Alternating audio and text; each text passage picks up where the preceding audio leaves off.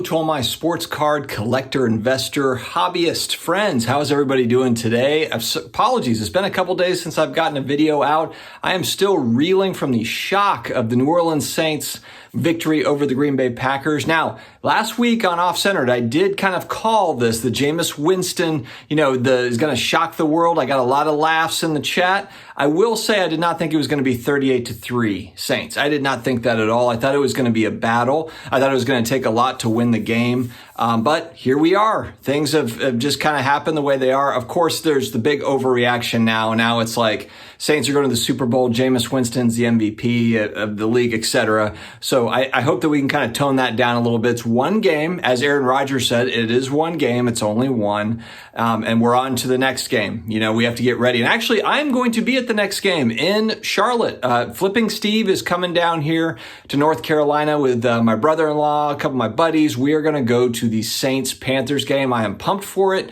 Hopefully we can keep CMC in check and have a good game out there. We'll see. I think it's supposed to rain, so I don't know how that's going to go, but we'll be there, rain, sleet, sunshine, or at least I will be. Steve might be somewhere else. You're probably wondering, am I buying Jameis Winston rookie cards now? The answer is no, I'm not. I'm not going to go in on him right now. I saw a couple of my other hobby friends had put videos up about Jameis Winston in particular, and then some of just the reactions in football cards. I was happy to see that there was some movement based on performance. We'll have to see kind of how that plays out over the course of the season. But I kind of like that there was some reaction to the game. So yeah, but I'm interested to kind of see how this goes with Jameis. But no, I'm not buying any of his cards at this point. I think that the time to get Jameis cards was probably a year ago. A couple years ago was probably the best time to get his stuff. After he left the Bucks.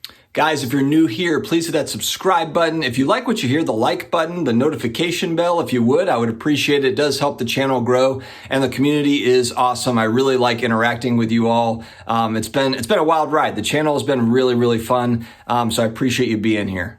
Brad, the comeback card investor, is at the summit. He is at the summit in Vegas, the big sports card convention, just kind of going through. I know he's not buying any cards, but he did send me a picture. I think he won a Lionel Messi jersey. This guy, he always wins something. I think people just feel bad for him and just give him stuff. And he's like, ooh, I won this, when actually it was just pity. But anyway, I hope that Brad is having a good time out there. I've been texting with him. I think it is going pretty good. So I'll be happy to kind of hear from him. We are going to do Off Centered on Wednesday night, it looks like. Might be 9:30 Eastern. We'll see, because he's just getting back into town on Wednesday afternoon, I believe. So we'll get that figured out, though. It will be happening Wednesday night. Hey guys, taking a look at Sports Collectors Daily. There was a couple of good articles I wanted to show, but one that was just kind of interesting was it Leaf? No, it wasn't Leaf. I don't think that was the company that brought it out. But anyway, there's sports cards, auto cards that I saw. Onyx Vintage College Football set that just came out. And there's Bryce Young rookies and Spencer Rattler. That's Oklahoma QB. Bryce Young is the Alabama quarterback. And actually pretty cool, like inscription type autos, but it's them in their college unis. Normally when we see college uni products, the draft pick products, it's guys that have already been drafted and they're still in their college uniforms. They're actually college, they're college athletes that have cards now. I think it's just kind of surreal to see it.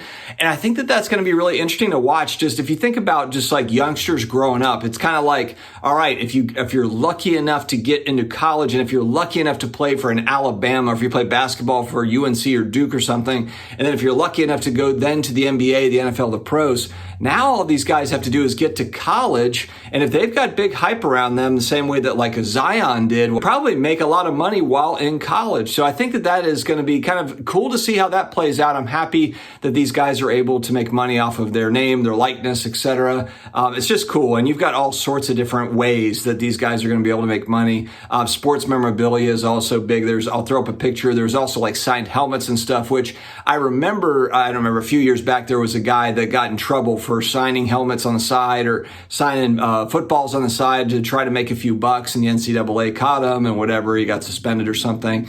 But now you see this is going to be a regular occurrence. It's going to be like, hey, if you're the starting quarterback for Alabama, your stuff is going to be in high demand most likely. You're going to sell some of this stuff. So I thought that it was just kind of interesting to see that. It's the first time that I've seen like draft pick cards for players that have not already been drafted. Thought that was cool to share. More outside of the box sports collectibles type stuff. Leland's offering Tom Brady meet and greet auction. This reminds me of like, what is it, like the dating thing where like, or you auction off a person for a date or something, you know, for like fraternity or sorority or something like that, or some sort of like, you know, dating auction. People can bid on it, on going on a date with somebody. Well, you can bid on a date to go out with Tom Brady, and we know who will be at the front of that line. Brad, the comeback card investor, will be certainly throwing in a couple of bids there. But I thought this was interesting how you have, you know, these meet and greets as just kind of, and look, I'm sure this isn't the first time that this has happened, but Tom Brady's the GOAT of football. That's a big deal. It'd be like a meet and greet with, you know, Michael Jordan, or meet and greet with,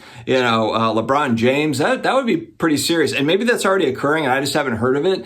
But the one thing, and I kind of hope that it evolves this way, are these opportunities for access, you know, to players. I think it's even cool, like those little, I don't know if you've heard of these like Cameo type things where you can basically like pay $200. I'm just throwing a number out for like Brett Favre to say happy birthday, like to make like a 30-second video to your dad or your buddy or whatever. And it's like Brett Favre actually talking to you, wishing you a happy birthday or having a great day or get well soon or whatever. That is an amazing idea, and such a cool idea for the athlete or the celebrity or whatever to be able to, I mean, they can make that in 30 seconds, a minute, or whatever it takes, and they made a few $100 or whatever. I don't know what their cut is, but I just thought that was really cool. But you see kind of the expansion of access, you know, to athletes, the ability to kind of buy into that. And just with sports getting bigger and bigger, it just seems like, you know, they're just going to look for more and more revenue generating things. And people want it. People want sports. They want this stuff. So really kind of interesting. I wanted to share that. And also kind of on the back of that, Entrepreneur Magazine, there was an article that recently came out just talking about kind of like, is this the golden age of modern collectibles, whether it be NFTs or sports cards or fine wine or whatever it is. Collectibles as a whole is just absolutely booming. It talks about, and again, it's really vague in this article. It says experts expect the industry to reach $14 trillion by 2023. That's a 59% increase from its current asset valuation. Again, I don't know how these numbers are, how they come up with these numbers, where they come from. I don't know how they project these, you know, sorts of things, but I guess it's easy to kind of see that being reality just when you see all the momentum for, you know, whether it be sports cards, sports memorabilia, or NFTs, sports NFTs, but also just NFTs in general.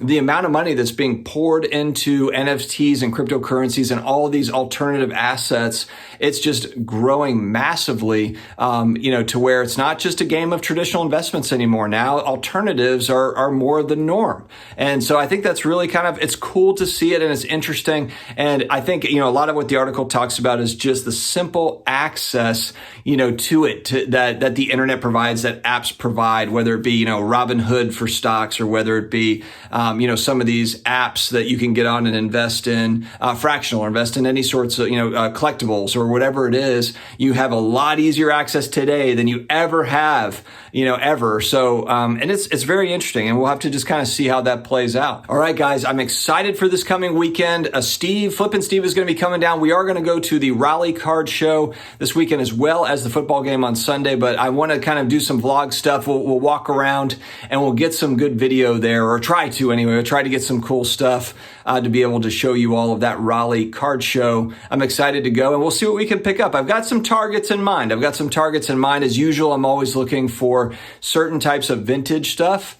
And then also, you know, I've really been going pretty heavily into patch autos of Hall of Fame players.